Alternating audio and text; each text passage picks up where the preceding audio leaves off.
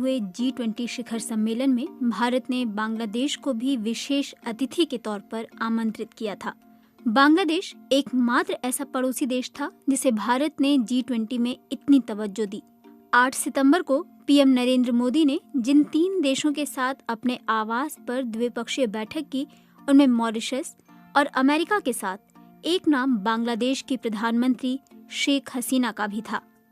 G20 शिखर सम्मेलन से पहले दक्षिण अफ्रीका के जोहानिसबर्ग में ब्रिक्स समिट में बांग्लादेश को बुलाया गया था।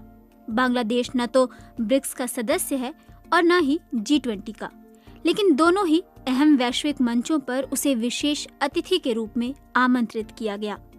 अब सवाल उठता है कि बांग्लादेश की अहमियत अंतर्राष्ट्रीय मंचों पर क्यों बढ़ गई है और भारत उसकी अहमियत के लिए इतना सजग क्यों है। इस सवाल का जवाब जानने के लिए सबसे पहले बांग्लादेश की राजनीति को समझना होगा। बांग्लादेश की राजनीति के 2 बड़े और प्रमुख चेहरे हैं, बांग्लादेश आवामी लीग की शेख हसीना और बांग्लादेश नेशनलिस्ट पार्टी BNP की खालिदा जिया। पिछले 14 सालों से बांग्लादेश में शेख हसीना की पार्टी आवामी लीग की सरकार है और वो प्रधानमंत्री की कुर्सी पर काबिज हैं। BNP ने साल 2014 के आम चुनावों का बहिष्कार किया था और 2018 के चुनावों में उसे सिर्फ 7 सीटों पर ही जीत मिली थी। दिल्ली के जवाहरलाल नेहरू यूनिवर्सिटी के centre for south Asian studies के प्रोफेसर संजय भारद्वाज कहते हैं, भारत बांग्लादेश में शेख हसीना की सरकार को देखना चाहता है।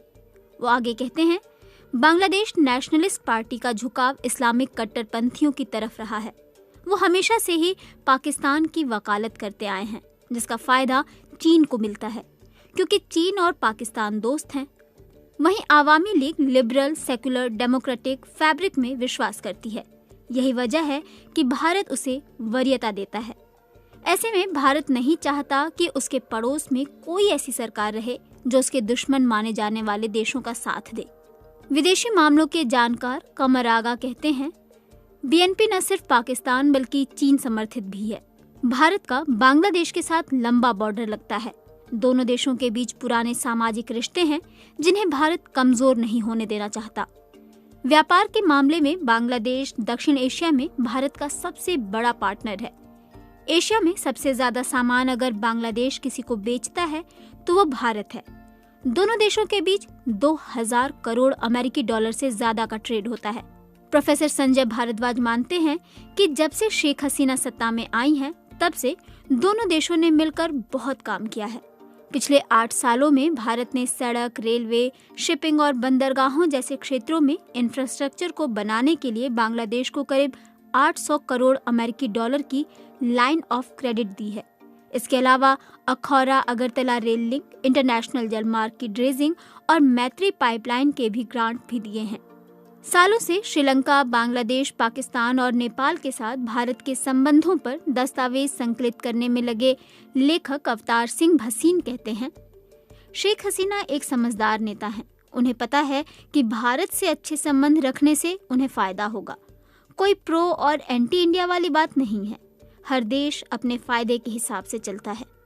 बांग्लादेश के साथ भारत की लगभग 4000 किलोमीटर की सीमा लगती है। लिहाजा चीन और पाकिस्तान जैसे देशों की चुनौतियों को देखते हुए भारत के लिए इस इलाके में ऐसी सरकार की जरूरत है जो उसका दोस्त हो।